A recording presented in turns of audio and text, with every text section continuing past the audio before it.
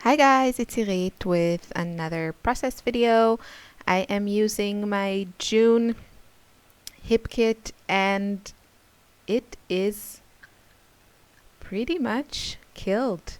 I made, I think, 3 more layouts after I made this one, and I think I'll save this one for my weekly blog post because I really like how it turned out. But then I have a couple, the last ones, I think I'm going to call them making something out of nothing, which is not completely true because I, I still had some bits and pieces left, but they were really scraps. And I think I have there like a few tips on, how to stretch your kit and how to make a layout that looks when I finished it, I was like, this is just as busy and full of stuff as my other layouts, even though I had the feeling when I started that I had very little product. But that's not this video. So for this one, I am using a few photos of my daughter, and these are photos that one of the kindergarten teachers took like during the year, and yeah, now it's the end of the year, so we got a bunch of them. And I have a special album for kindergarten photos. I don't know, I just found it, to me it made more sense to keep like all the photos from kindergarten in one album. It's definitely not a must, but I also treat that album as experimental.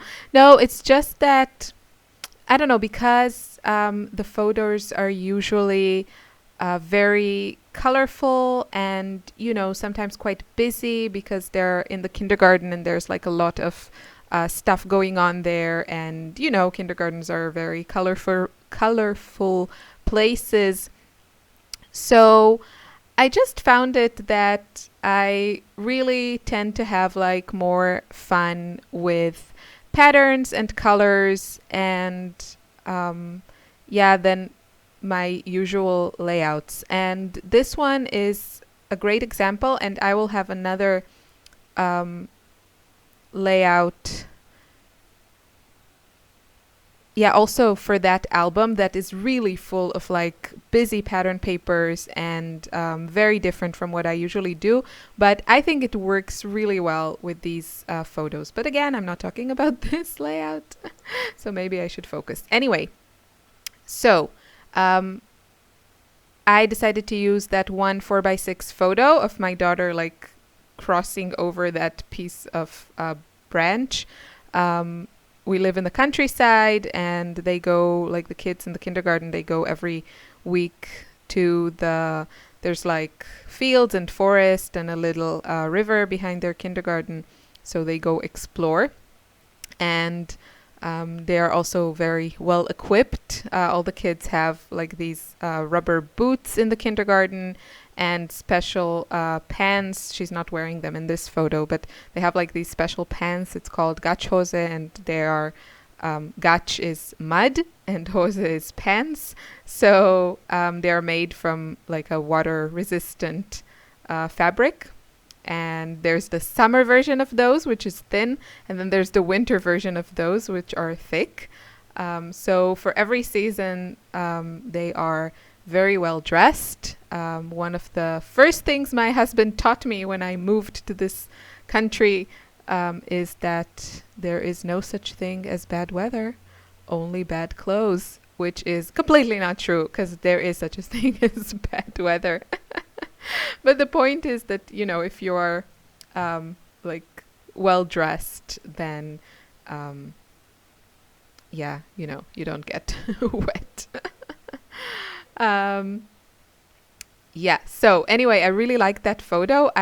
What I like about it, I mean, besides the fact that it's just like a moment from their kindergarten routine, is that I think she totally looks like a celebrity, caught on a paparazzi camera in a style magazine, because she has like her, well, kind of children's take on Ray-Ban glasses, like sunglasses, and with the boots, and she likes to wear like these layers, like a short t-shirt over a long arm t-shirt, and I don't know, I thought she looked super stylish in this photo, like kids chic. But with this, I don't know, with the sunglasses, it really made me think of like some paparazzi photos. So I'm using that photo, and then I cut a couple of other photos and used the frames that we got in the main kit. These are the poolside frames, crate paper, to frame a couple of the photos. And then I went for this kind of L-shape design. And for my background, my tip here is, if you have paper that is not your absolute favorite in the kit, which for me was this orange paper that you see a strip of it to the left side. I think it's great, and I used all of it, like all 2 sheets that I had of it. I think it works really well with the other pattern papers, but it wasn't my favorite, and I didn't want to use it as a 12 by 12, like a whole background where you can see a ton of it. So what I did want to use was this gorgeous paper from Simple Stories that I actually really love the other side. The other side is kind of like a white or cream and has these colorful dots. That one is definitely one of my favorite this month and super easy to use. And I did use it on a couple of layouts, but I decided also to use this side, which is also gorgeous, and I thought it worked really well with the other elements in my layout. And so I used my background paper, my not the most favorite one, as my 12 by 12, and then the Simple Stories, which I really loved. I didn't have a full 12 by 12 sheet of it, so I just used what I have, which is I think like 10.5 inches, and just adhered it on the other pattern paper, keeping the oranges on one side and then the blues on the other side. And as you can see, I also used my frames in that way. The blue frame is more on the blue side of the pattern paper, and the orange frame is on the orange side of the pattern paper. I just love that look. If you know my videos, I love tone on tone. And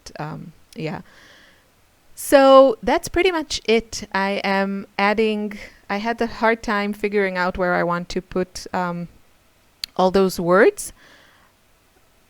That was weird with my voice, those words.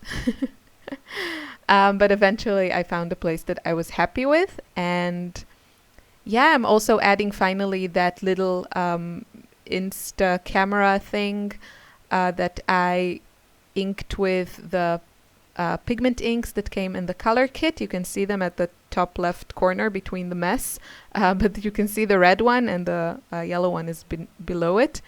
I kind of did an ombre effect, which I copied from the other members of the DT, and I think it looks amazing on wood veneers. And then I added some stickles, and then I removed some of the stickles because they were kind of masking the whole pattern of the camera on the wood veneer. And then I added glossy accents. So I think you can see in the close-ups a bit better. And then I added some stars, and it all worked really well. I love those chipboard stars. They're super cute. They are freckled fawn, and they came in the embellishment kit. And I'm just going to find a better place for my enamel dots. And I think those were the last enamel dots that I had.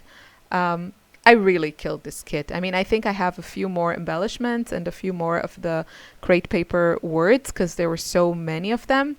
And always the alphas, I don't know, I don't make usually long titles, so I always have a ton of like thickers left. I should make a layout with lots of stickers, like a words for a song or something. That should be my next challenge to myself, to use up a bit, because I have, I need to make longer titles.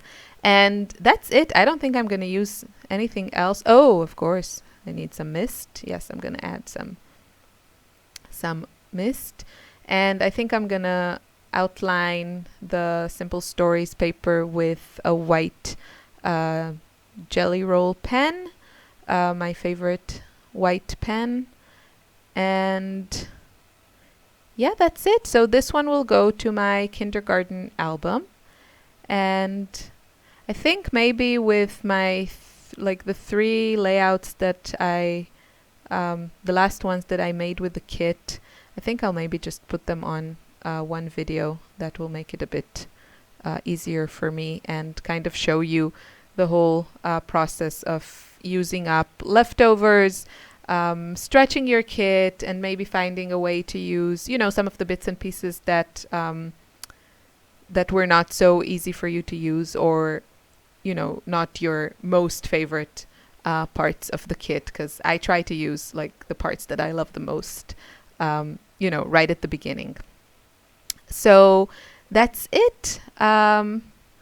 So maybe this will be posted after my other videos, but check my channel, and I will also try to make a Kill a Kit video, because I totally killed the kit this month. So thanks so much for watching. I hope you enjoyed this video. Leave me a comment if you have any questions, or you just want to say hi. I wish you a lovely, lovely day, and I'll see you soon. Bye.